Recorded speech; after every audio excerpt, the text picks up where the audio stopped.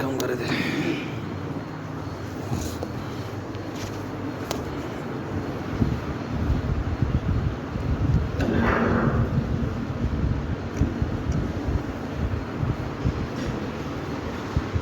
قبل كل شيء وبعد كل شيء أحييكم بتحية الإسلام فالسلام عليكم ورحمة الله تعالى وبركاته. الحمد لله الحنان المنان الذي خلق الإنسان وعلمه البيان، والصلاة والسلام على سيد الإنس والجان وعلى آله الطيبين الطاهرين وأصحابه الأجمعين وأزواجه المطهرين. أما بعد، فقد قال الله تبارك وتعالى في القرآن العظيم والفرقان الحميد: فأعوذ بالله من الشيطان الرجيم ببركة بسم الله الرحمن الرحيم الذين ينقضون عهد الله من بعد ميثاقه ويقطعون ما أمر الله به أن يوصل ويفسدون في الأرض أولئك هم الخاسرون. صدق الله العظيم وصدق رسوله النبي الكريم ونحن على ذلك لمن الشاهدين والشاكرين والذاكرين والحمد لله رب العالمين. قبل اس کی گفتگو کی جائے، آنے والے تمامی حضرات سے گزارش ہے کہ وہ آنے کے بعد اپنی جگہوں پر صفیں آگے کرتے ہوئے مکمل کرتے ہوئے بیٹھیں، اور سنت کا بھی موقع بعد میں دیا جاتا ہے، تو چونکہ بیان کے وقت آپ کو سنت پڑھنے میں بھی ذہن ادھر ادھر جا سکتا ہے، تو آپ سے گزارش ہے کہ سنت بعد میں بھی پڑھ سکتے ہیں. اور بڑے حضرات سے گزارش ہے کہ وہ آتے ہوئے آگے صف مکمل کریں، پھر اس کے بعد در صف در بناتے جائیں.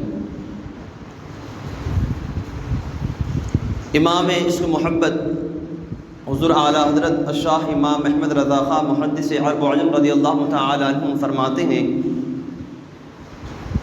کہ لحد میں عشق رخ شہ کا داغ لے کے چلے، لحد میں عشق رخ شہ کا داغ لے کے چلے،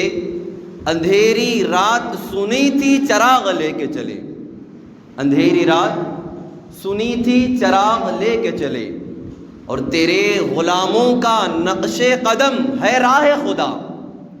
جو نبی کے غلام ہوتے ہیں، جو صحابہ کرام ہیں، علماء ربانیین ہیں، جو علماء حق ہیں، علماء اہل سنت ہیں، یہ رسول گرامی وقار علیہ الصلوۃ والسلام کے نقش قدم پر ہیں. تو امام فرماتے ہیں کہ تیرے غلاموں کا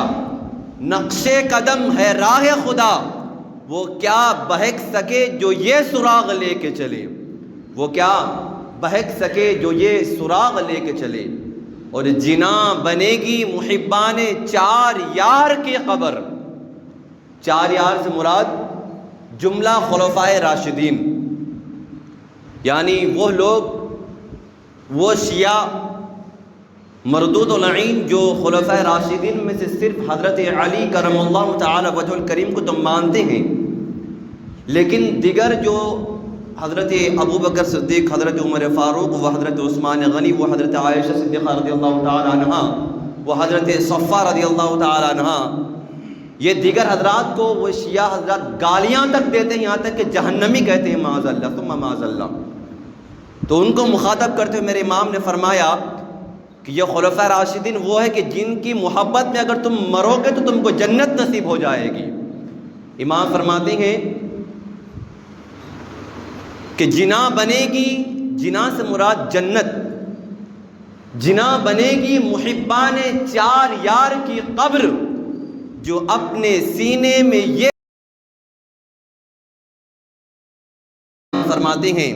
کہ رضا کسی سگے طیبہ کے پاؤں بھی چومے۔ مدینہ منورہ کا وہ ادب، مدینہ منورہ حرمین شریفین کی وہ تعظیم آپ رضی اللہ تعالیٰ عنہ بجا لاتے تھے، اس قدر آپ محبت کرتے تھے شہر رسول صلی اللہ علیہ وسلم سے کہ آپ کہتے ہیں کہ اگر مدینے کے کتے ہو تو اس کتے کے پاؤں بھی رضا چوم لے گا۔ اعلیٰ حضرت فرماتے ہیں کہ رضا کسی سگے طیبہ کے پاؤں بھی چومے، آگ لے کے چلے۔ اور دوسرے حضرات جو غیر اہل سنت وہ کہتے ہیں کہ مدینہ جانا بھی ضروری نہیں، یہاں تک کہ وہ مدینہ رسول سے، مدینہ الرسول صلی اللہ علیہ وسلم سے محبت کرنا بھی وہ منع فرماتے ہیں۔ لیکن امام فرماتے ہیں کہ وہاں کے اگر کتے ہو تو بھی ہمارے آنکھوں کے تارے، ہم اس کے کتے کے پاؤں کو بھی چوم لیں گے۔ یہ ہوتی ہے حرمین شریفین اور رسول گرامی وقار علیہ الصلوۃ والسلام اور آپ کے شہر، آپ کے رہائش گاہ اور آپ کے قیام گاہ سے محبت۔ اللہ تبارک و تعالیٰ کا لاکھ لاکھ کروڑ کروڑ صدہا صد شکر احسان ہے کہ اس رب کریم نے ہم تمام کو زندگی عطا فرمائی، ہم تمام کو اللہ تبارک و تعالیٰ نے انعامات اور اکرامات سے نوازا اور ہمیں پیدا فرما کر یوں ہی بیچارہ اور لاچار چھوڑ نہیں دیا، بلکہ اللہ تبارک و تعالیٰ نے ہماری ہدایت کے لیے سب سے پہلے اپنے نیک بندوں کو، انبیاء اکرام کو اس دنیا پر مبعوث فرمایا۔ پھر ہماری ہدایت کے لیے ہی ان انبیاء اکرام علی نبینا علیہ الصلوۃ والسلام پر اللہ تبارک و تعالیٰ نے مخصوص صحیفے، مخصوص کتابیں اتاری، اور انہی کتابوں میں سے ایک خاص کتاب جسے قرآن پاک کہا جاتا ہے، رب تبارک و تعالیٰ نے قرآن مقدس کو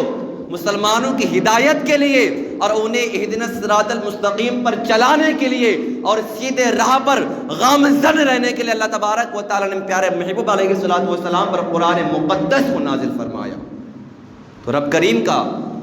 یہ شکر ہے کہ رب تبارک و تعالیٰ نے ہماری ہدایت کے لیے پہلے اپنے نیک بندوں کو بھیجا اور پھر اپنے کلام پاک کو بھی اس دنیا پر نازل فرمایا۔ تو میں نے جس آیت کریمہ کی تلاوت کی اس کے متعلق کچھ معروف سے بیشتر پہلے آئیے جناب احمد مصطفیٰ محمد مصطفیٰ روح فدا علیہ الصلوۃ والسلام پر والہانہ اور عقیدتانہ محبت کے طور پر درود پاک نذرانہ پیش کیجیے اپنی آواز بلند۔ اللہم صلی علی سیدنا نبینا مولانا محمد معدن الجود والکرم وابنہ بارک وسلم صلو علیہ صلاۃ و سلام علیک یا نبی اللہ، صلاۃ و سلام علیک یا حبیب اللہ صلی اللہ تعالی علیہ وسلم۔ آئیے میرے ساتھ مل کر تمام حضرات درود جمعہ پڑھیں۔ بسم اللہ الرحمن الرحیم۔ اللہم صلی وسلم وبارک علی سیدنا محمد النبی الامی الحبیب العالی القدر العظیم الجاہ وعلی آلہ وبارک وسلم۔ صلو علیہ صلاۃ و سلام علیک یا رسول اللہ صلی اللہ علیہ وسلم۔ اب سوچتے ہوں گے کہ یہ درود پاک میں ہر جمعہ کو کیوں پڑھاتا ہوں، بلکہ ایک ایسا یہ درود پاک بطور وظیفہ ہے جس کے بارے میں علماء فرماتے ہیں کہ اگر کوئی اپنی عادت بنا لے کہ جمعہ کے دن یا جمعہ کی رات کو اس وظیفے کو یعنی اس درود پاک کو پڑھتا رہے اور اپنا معمول بنا لے کہ ہر جمعہ کو اور جمعرات کی رات کو پڑھے، علماء فرماتے ہیں کہ جب اس کا انتقال ہو جائے گا، اس کو قبر میں اتارا جائے گا، تو علماء فرماتے ہیں کہ اگر وہ درود پاک قبول ہو جاتی ہے تو خود رسول کائنات صلی اللہ علیہ وسلم اپنے مبارک ہاتھوں سے اسے قبر میں اتار رہے ہوں گے، اور پھر رسول گرامی وقار علیہ الصلوۃ والسلام کی ان کو زیارت بھی نصیب ہو جائے گی۔ تو ہمیں یہ درود پاک ہر جمعہ کو اور جمعہ کی رات کو ہمیشہ پڑھنا چاہیے، اپنا معمول اور عمل بنا لینا چاہیے۔ اللہ تبارک و تعالیٰ نے قرآن مقدس میں ارشاد فرمایا، تلاوت کی سورہ بقرہ کی آیت کریمہ، رب کریم ارشاد فرماتا ہے الذین ینقضون عہد اللہ من بعد میثاقہ وَيَقْطَعُونَ مَا أَمَرَ اللَّهُ بِهِ أَن يُوصَلَ وَيُفْسِدُونَ فِي الْأَرْضِ أُولَٰئِكَ هُمُ الْخَاسِرُونَ۔ یہ ایک ایسی آیت کریمہ ہے جس میں اللہ تبارک و تعالی نے اپنے کلام مقدس میں لوگوں کے 3 عیبوں کا ذکر فرمایا ہے، اور چونکہ قرآن ایک ایسی کتاب ہے جس سے لوگ ہدایت پاتے ہیں، جس سے لوگ ہدایت کی طرف آتے ہیں، جس سے لوگ ہدایت پا جاتی ہیں وہ کلام مقدس ہے، جس کے بارے میں خود رب کریم نے قرآن میں ارشاد فرمایا کہ ذالک الکتاب لا ریب فیہ ھدی للمتقین، کہ یہ وہ کتاب ہے جس میں نہ کوئی شک و شبہ کی گنجائش ہے، نہ کوئی شک ہے، بلکہ یہ ایک ایسی کتاب ہے جس سے متقین اور ڈرنے والے ہدایت پا لیتے ہیں۔ تو قرآن مقدس یہ ہدایت والی کتاب ہے۔ لیکن میں نے جس آیت کریمہ کی تلاوت کیا، اس آیت کریمہ کے پہلے جو آیت ہے، اس آیت کریمہ میں رب تبارک و تعالی نے ارشاد فرمایا یضل بہ کثیرا ویہدی بہ کثیرا، کہ رب کریم نے ارشاد فرمایا یضل بہ کثیرا ویہدی بہ کثیرا، کہ یہ قرآن، یہ کتاب، یہ میرا کلام ایک ایسا کلام ہے، یہ کتاب ایک ایسی کتاب ہے، یہ قرآن وہ قرآن ہے کہ یضل بہ کثیرا، کہ اس میں سے اکثر لوگ ایسے ہوں گے کہ اس کو پڑھ کر ہی وہ لوگ گمراہ ہو جائیں گے، وہ یہدی بہ کثیرا، اور یہ وہ کتاب ہے کہ اس میں سے بہت سارے ایسے لوگ ہوں گے کہ اس قرآن کو پڑھ کر وہ ہدایت پا لیں گے۔ اور لیکن جو لوگ گمراہ ہوں گے، جن کے بارے میں رب نے ارشاد فرمایا، اور وہ کلام جس کو پڑھ کر لوگ ہدایت پاتے ہیں، وہ قرآن جس سے پڑھ کر لوگ جنتی بن جاتے ہیں، کوئی گناہ میں اگر گناہوں کے دلدل میں پھنسا ہوا ہو، قرآن پاک کی تلاوت شروع کر دے تو اس گناہ سے وہ نکل کر نیکی کی طرف چلے آتا ہے۔ لیکن رب کریم نے خود ارشاد فرمایا اسی قرآن میں کہ یہ ایک ایسا قرآن ہے، ایک ایسی کتاب ہے جسے پڑھ کر اکثر لوگ گمراہ بھی ہو جائیں گے۔ تو کون لوگ گمراہ ہوں گے؟ آگے رب کریم ارشاد فرماتا ہے وما یضل بہ الا الفاسقین، کہ اس میں سے صرف اور صرف وہی لوگ گمراہ ہوں گے جو فاسق و فاجر و گنہگار ہوں گے، وہ لوگ اس قرآن کو پڑھ کر بھی گمراہ ہو جائیں گے۔ اب آگے جس آیت کریمہ کی تلاوت کیا، رب کریم ارشاد فرماتا ہے کہ فاسقین اس قرآن کو پڑھ کر گمراہ ہوں گے، لیکن آگے رب کریم ارشاد فرماتا ہے کہ وہ فاسق کون ہے، وہ فاجر اور گنہگار شخص کون ہے جو قرآن کو پڑھے گا بھی اس کے باوجود گمراہ ہو جائے گا، قرآن کو پڑھے گا بھی، تلاوت بھی کرے گا، اس کے باوجود گناہوں میں رہے گا۔ کون ہے جو قرآن پاک کی تلاوت کرتا رہے گا، اس کے باوجود وہ مسجدوں سے دور رہے گا، قرآن پاک کی تلاوتوں سے دور رہے گا، رب تبارک و تعالیٰ کے احکامات پر عمل نہ کرے گا۔ رب کریم نے ارشاد فرماتا ہے الذین ینقضون عہد اللہ من بعد میثاقہ، کہ ان میں سے وہ لوگ ایک وہ ہیں کہ رب کریم نے ارشاد فرمایا الذین ینقضون، جو اللہ تبارک و تعالیٰ نے جس کے رشتے کو مضبوط کر دیا، وَيَقْطَعُونَ، اور وہ اس رشتے کو، اپنے رشتہ داری کو توڑ دیتا ہے۔ یعنی اللہ تبارک و تعالیٰ نے جس سے رشتہ کرنے کا حکم فرمایا، رب تبارک و تعالیٰ نے جس کے رشتے کو ایک دوسرے سے جوڑ دیا، اور پھر اگر وہ اس نیک رشتے کو، اس صحیح رشتے کو توڑ دیتا ہے، تو ایک عیب، 3 عیبوں میں سے یہ ہے کہ وہ اپنے رشتہ داریوں کو توڑ دے۔ مثال کے طور پر اللہ تبارک و تعالیٰ نے قرآن بلیغ میں والدین کے بارے میں ذکر فرمایا کہ تم والدین کے ساتھ حسن سلوک کرو، والدین کے ساتھ اپنے رشتے کو بنائے رکھو، والدین کے ساتھ تم ان کی نافرمانی نہ کرو، ان کے ساتھ بدسلوکی نہ کرو۔ یہاں تک کہ رب کریم نے قرآن میں والدین کے بارے میں ارشاد فرمایا کہ تم ان کے سامنے، ان کے آگے اپنی آواز کو بلند تو دور اف تک نہ کہو۔ تو رب کریم نے تقریباً 18 سے 20 مقامات پر قرآن کریم میں والدین کے بارے میں، ان کے حقوق کے بارے میں ذکر فرمایا۔ لیکن اگر کوئی اپنے والدین کی نافرمانی کرتا ہو، جو اپنے والدین کو اپنے گھروں سے جدا کر دیتا ہو، جو اپنے والدین سے دوری اختیار کر لیتا ہو، جو اپنے والدین کو، اپنی ماں کو، اپنے باپ کو ڈانٹتا ہو، پھٹکارتا ہو، ان کی بات کو نہ مانتا ہو، تو پھر وہ اسی حکم میں آتا ہے کہ رب تبارک و تعالیٰ نے جس رشتے کو تمہارے لیے بنا کر اس دنیا پر بھیجا تھا، تم نے اس رشتے کو توڑ دیا۔ یعنی رب تبارک و تعالیٰ نے جن عیبوں کا ذکر فرمایا، ان عیبوں میں سے ایک عیب یہ ہے کہ کسی رشتہ داری کو توڑ دیا جائے۔ آج چھوٹی چھوٹی باتوں پر ہم اپنی رشتہ داریوں کو توڑ دیتے ہیں، چاہے وہ ماما ہو، چاہے وہ چاچا ہو، پھوپھی ہو کہ خالہ ہو۔ کسی بھی رشتے کو اس وقت تک توڑ نہیں سکتے جب تک کہ اس میں کوئی خلاف شرع بات نہ آتی ہو۔ اگر وہ سنی ہے، صحیح العقیدہ ہے، اگر وہ کسی خلاف شرع کی طرف نہیں جاتا ہے تو اس رشتے کو توڑنا حرام اور ممنوع ہے۔ اور آگے رب تبارک و تعالیٰ نے ایک چیز اور ایک عیب ارشاد فرمایا، وہ عیب یہ رب کریم نے پہلے ارشاد فرمایا الذین ینقضون عہد اللہ من بعد میثاقہ ویقطعون، ما امر اللہ بہ ان یوصل۔ اب رب کریم ارشاد فرماتا ہے ان میں سے دوسرا عیب یہ ہے کہ رب تبارک و تعالیٰ نے جس کو اس دنیا پر بھیجا، جس انسان کو بھی اپنے جس بندے کو بھی اس دنیا پر بھیجا، اس بندے کو یہ حکم دیتا کہ اگر تم زمین میں آ کر فساد پھیلاؤ گے، اگر تم زمین میں آ کر ایک دوسرے کو گناہوں پر ابھارو گے، تو رب کریم نے ارشاد فرمایا ان یوصل ویفسدون فی الارض، کہ تم اگر زمین میں فساد پھیلاؤ گے تو تم بھی قرآن کو پڑھ کر بھی گمراہ ہو جاؤ گے۔ تو قرآن کو پڑھ کر گمراہ ہو جانا، اس کی دوسری نشانی یہ ہے کہ زمین میں فساد پھیلایا جائے۔ اور تیسری جو نشانی ہے، تیسرا جو عیب ہے وہ یہ کہ اللہ تبارک و تعالیٰ کے وعدے کو وہ توڑ دے۔ یعنی اللہ تبارک و تعالیٰ سے جو وعدہ کیا گیا ہے، اللہ تبارک و تعالیٰ نے جو آپ سے اور ہم سے عہد لیا ہے، جو وعدہ لیا ہے، اگر اس وعدے کو ہم توڑ دیں گے تو پھر ہم بھی انہی قرآن پاک کو پڑھ کر بھی گمراہی کی طرف رہیں گے،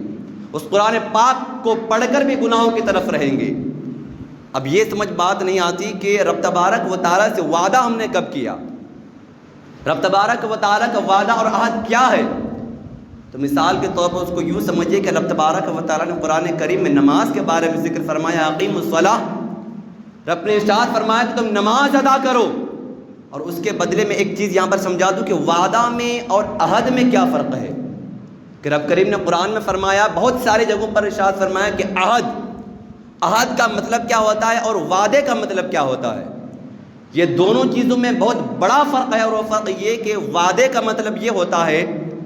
کہ کوئی کسی سے وعدہ کر لے کہ میں یہ کام کروں گا یا تمہیں یہ چیز دوں گا یا میں وہاں جاؤں گا، تو بس وہ اسی تک محدود ہوتا ہے کہ وہ کام کرے گا تو وعدہ پورا کرے گا، اگر اس نے وہ کام نہ کیا، وہ چیز نہ دی، تو اس نے وعدہ خلافی کیا۔ اس میں جو جس سے وعدہ کر رہا ہے اس کا کچھ لینا دینا نہیں ہوتا ہے۔ لیکن عہد ایک ایسی چیز ہے کہ سامنے والے کا بھی اس میں رول ہوتا ہے، سامنے والا کے بھی اصول ہوتا ہے، اور جو وعدہ اور عہد کرتا ہے اس کا بھی اصول ہوتا ہے۔ تو رب کریم نے کسی سے وعدہ نہیں فرمایا کہ میں تمہیں جنت دے دوں گا، جنت میں داخلہ دلوا دوں گا، لیکن رب تبارک و تعالیٰ نے یہ عہد کیا۔ عہد کا لفظ قرآن پاک میں ذکر فرمایا کہ اگر تم نماز کی پابندی کرو گے تو رب تبارک و تعالیٰ تمہیں ہدایت بھی دے گا، تمہیں جنت بھی عطا فرمائے گا، تمہاری بخشش بھی فرما دے گا۔ تو عہد اس کو کہا جاتا ہے کہ کوئی اگر کسی سے کوئی بات کے کرنے کا، پورا کرنے کا کہے تو سامنے والے کو بھی اس کا جزا اور صلہ دیا جائے کہ اگر تم یہ کام کرو گے تب تم کو یہ چیز دی جائے گی۔ لیکن وعدہ میں یہ نہیں کہ تم یہ کام کرو گے تب تم کو یہ چیز دی جائے گی، وعدہ یہ کہ تم اس کام کو کر لیا بس ختم۔ لیکن عہد رب تبارک و تعالیٰ نے فرمایا کہ میں نے میرے بندوں سے عہد کیا، اور عہد اس طور پر کہ اگر تم نماز قائم کرو گے، نماز پڑھو گے، عبادت کرو گے، ریاضت کرو گے، تو رب تبارک و تعالیٰ تمہاری بخشش فرمائے گا۔ تو جو رب تبارک و تعالیٰ کے وعدے کو، اس کے عہد کو توڑتا ہے، تو رب تبارک و تعالیٰ نے فرمایا کہ ایسے لوگ قرآن کو پڑھ کر بھی گمراہ ہو جائیں گے۔ اور رب تبارک و تعالیٰ کا وعدہ کیا، رب کریم نے قرآن پاک میں فرمایا کہ نماز قائم کرو، لیکن ہم نماز قائم نہیں کرتے۔ رب تبارک و تعالیٰ نے قرآن میں فرمایا کہ میرے عبادت کرو، لیکن ہم عبادت سے دور ہیں، تو یہ رب تبارک و تعالیٰ کے وعدے کو توڑنا ہوا۔ اور جو تیسری چیز میں نے ذکر کی کہ زمین میں فساد پھیلانا، رب کریم نے پہلا جو عیب بتایا وہ یہ کہ رب تبارک و تعالیٰ کے وعدے کو توڑنا، دوسرا عیب یہ کہ اپنے رشتہ داریوں کو خلاف شرع نہ جانے کے باوجود توڑ دینا، اور تیسرا عیب یہ کہ زمین میں فساد پھیلانا۔ تو زمین میں کس طریقے سے فساد پھیلایا جاتا ہے، اس میں فساد پھیلانے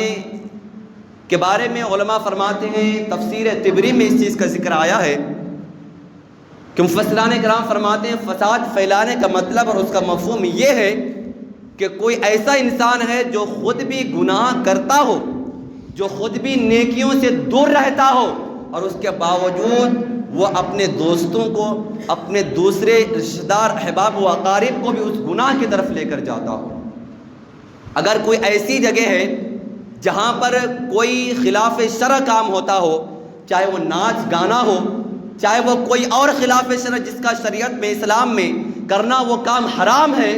اس کام کو اگر کوئی ایسی جگہ کیا جاتا ہو، اس جگہ پر کسی کو لے کر بھی جانا، یہ زمین میں فساد پھیلانا ہوتا ہے۔ اور اسی طریقے سے اس کا ایک مثال یہ بھی ہے کہ اگر کوئی گلیوں میں، کوچوں میں، دکانوں میں، اپنے گھروں میں اپنے دوستوں کو، احبابوں کو لے کر بیٹھتا ہو اور نماز کا آن قریب آتا ہو، نماز کا وقت آ جاتا ہو،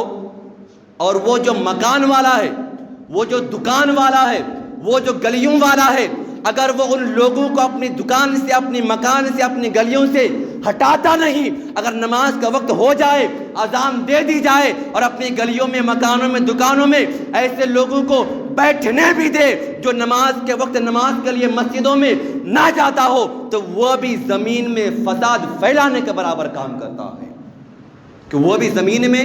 ایک طریقے سے فساد پھیلاتا ہے کہ نماز کا وقت ہے اور اپنی جگہ پہ اس کو نماز کے وقت میں بیٹھا کر رکھا ہے۔ جو نماز نہیں پڑھتا وہ تو بدرجہ اولا فساد پھیلاتا، لیکن وہ لوگ بھی اس میں شامل ہیں جو لوگ اپنی گلیوں میں، اپنی دکانوں میں، اپنے مکانوں میں، اپنی بیٹھکوں میں لوگوں کو بٹھا کر رکھتے ہیں، اگرچہ نہ بٹھائے، وہ خود سے بیٹھے،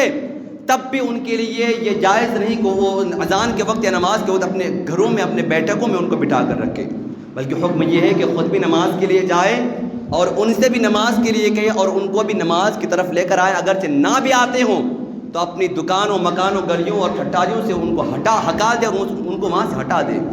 اور ان کو وہاں سے نہیں ہٹاتے تو وہ بھی زمین میں فساد پھیلانے والوں میں شمار کیا جاتا ہے۔ یہ تین چیز تو ہماری سمجھ میں آ گئی کہ یہ تین عیب جس انسان کے اندر ہوتا ہے وہ رب تبارک و تعالیٰ کے قرآن کو پڑھ کر بھی گمراہ ہو جاتا ہے، لیکن ایک تو اس کی سزا یہ ہے کہ رب تبارک و تعالیٰ کے ہدایت والے قرآن کو پڑھ کر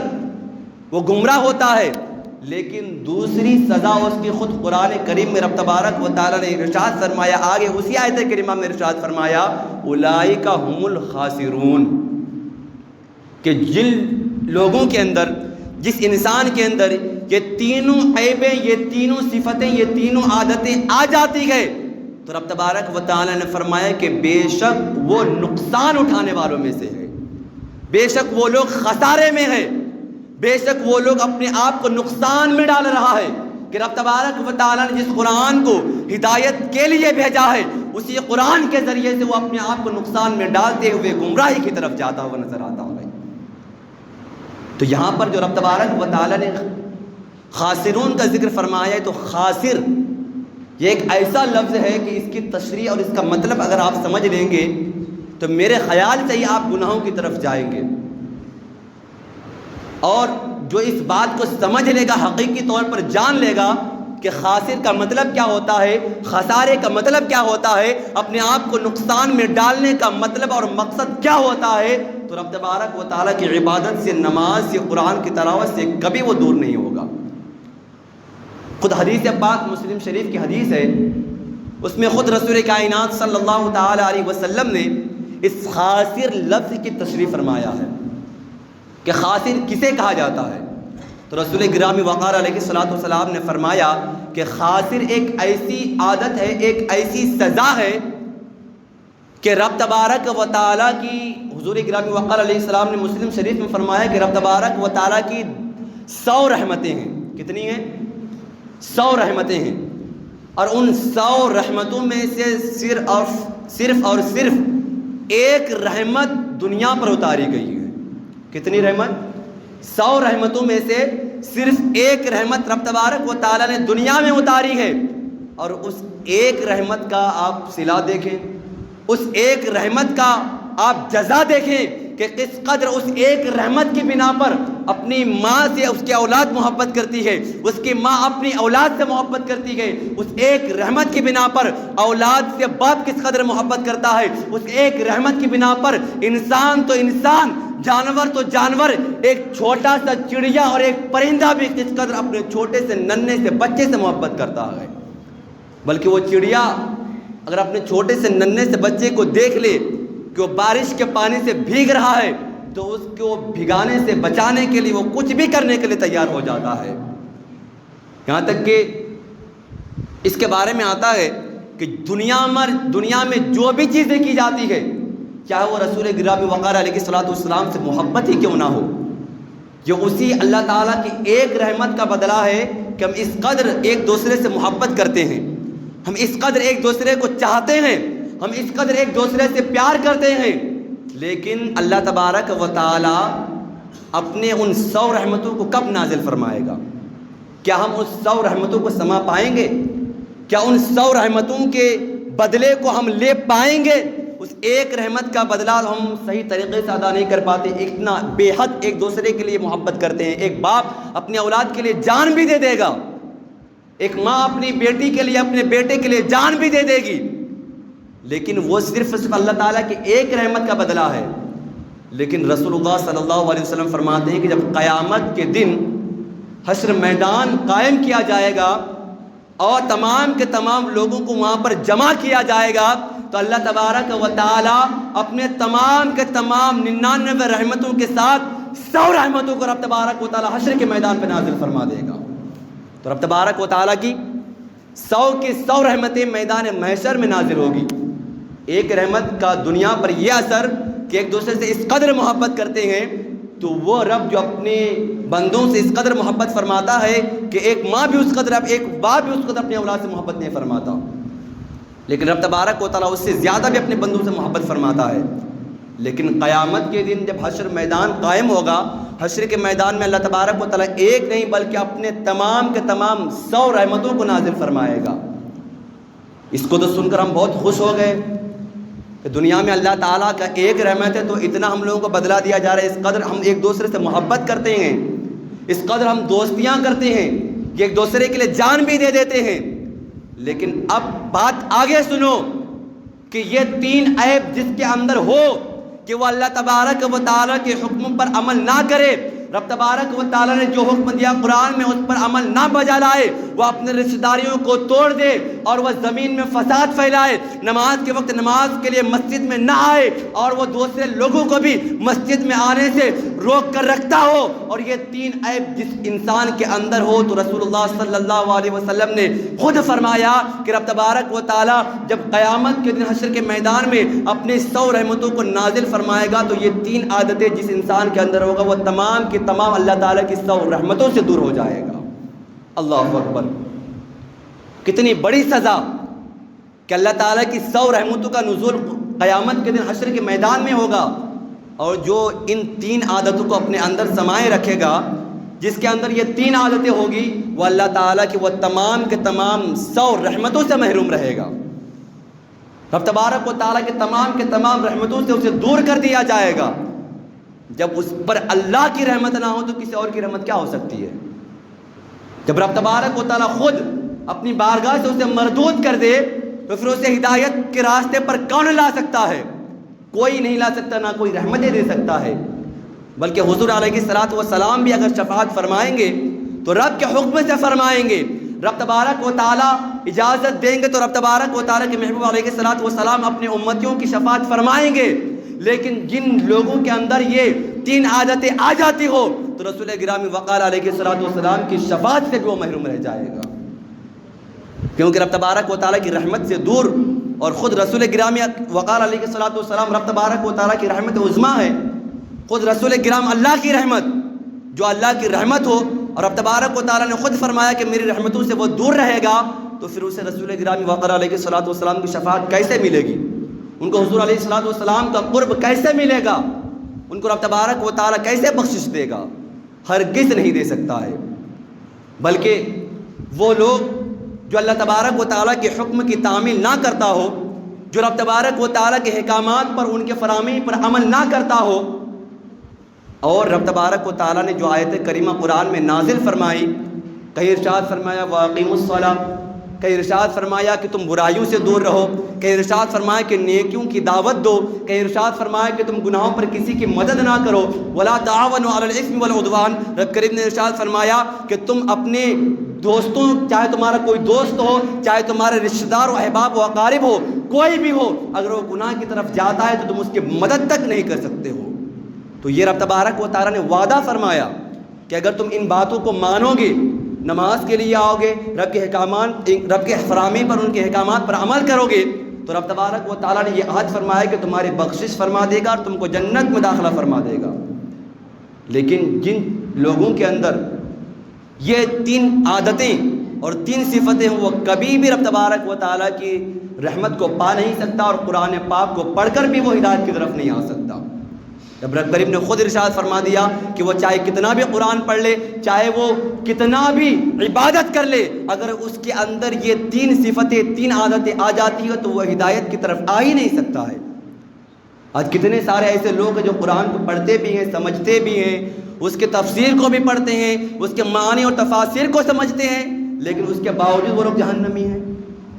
اس کے باوجود ان لوگوں کو ہدایت نہیں ملی۔ اس کی وجہ یہی کہ وہ زمین میں فساد پھیلاتے ہیں۔ تو آج ہم وہی کام کرتے ہوئے نظر آتے ہیں۔ آج ہمارے اندر بھی وہی صفتیں پائی جا رہی ہے کہ آج ہم نہ خود نماز کے لیے آتے ہیں، نہ ہم کسی کو لے کر آتے ہیں، بلکہ ہمارا جو قرآن میں ابھی میں نے ذکر کیا وہ عادت ہمارے اندر بدرجہ اولا ہے کہ ہم نماز کو تو نہ جاتے ہیں، لیکن اپنے گھروں میں، مکانوں میں، دکانوں میں، بیٹھکوں میں دوسرے لوگوں کو بٹھا کر بھی رکھتے ہیں اور زمین میں اس طریقے سے فساد پھیلاتے ہیں۔ تو زمین میں اس طریقے سے جو فساد پھیلائے تو رب تبارک و تعالیٰ نے فرمایا کہ وہ لوگ قرآن کو پڑھ کر بھی گمراہ نہیں ہوں گے، اور رسول گرامی وقار علیہ السلام نے فرمایا کہ وہ رب تبارک و تعالیٰ کی تمام رحمتوں سے دور رہے گا۔ حضرت عبداللہ ابن جبیر رضی اللہ تعالیٰ عنہ یہ فرماتے ہیں کہ انسان اگر اللہ تبارک و تعالیٰ کے حکم کی تعمیل نہ کرے، اگر اللہ تبارک و تعالیٰ کی نافرمانی کرنے لگے تو جتنی بھی چیزیں رب تبارک و تعالیٰ کی پیدا کی ہوئی اس دنیا پر ہے وہ تمام کی تمام چیزیں اللہ تبارک و تعالیٰ کی پیدا کی ہوئی، خود رب تبارک و تعالیٰ بھی اس پر لعنتیں بھیجتا ہے۔ بلکہ خود رسول گرامی وقار علیہ السلام نے فرمایا کہ اگر کوئی اللہ تبارک و تعالیٰ کے حکم پر عمل نہ کرے، ان کی نافرمانی کرے، تو اس دنیا پر اگر سمندر میں مچھلیاں ہوں اور اس مچھلیوں کے اندر جو روانی پائی جاتی ہے، جو حرکت پائی جاتی ہے، وہ حرکت تک اور وہ مچھلی اور تمام کی تمام شے، تمام چیزیں اس پر لعنت بھیجتی ہے، اور رب تبارک و تعالیٰ سے یہ دعا کرتی ہے وہ مچھلی کہ رب تبارک و تعالیٰ اسے ہدایت دے دے کہ یہ ابھی تک گمراہ ہوا ہے،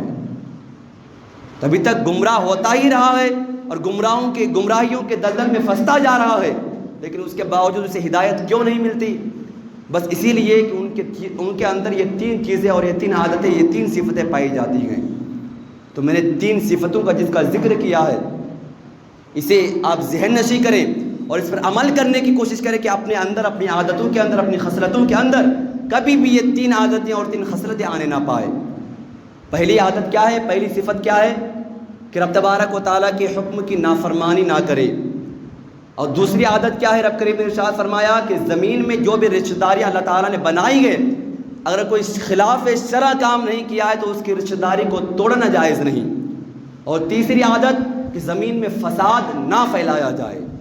تو زمین میں جو فساد پھیلائے گا، جو اللہ تعالیٰ کے وعدے کو توڑے گا، جو زمین میں رہ کر اپنی رشتہ داری کو توڑے گا، اپنی رشتہ داریوں کو رشتہ داری سے جدا کر دے گا، تو رب تبارک و تعالیٰ نے فرمایا کہ وہ اب تمام کے تمام میری رحمتوں سے دور رہے گا اور وہ گمراہ بھی ہو جائے گا، قرآن پڑھے گا پھر بھی گمراہ ہو جائے گا۔ بلکہ ایک شخص نے حضرت موسیٰ علیہ السلام سے پوچھا کہ اللہ تبارک و تعالیٰ کے نبی، اے موسیٰ کلیم اللہ، مجھے یہ تو بتاؤ کہ اللہ تعالیٰ نے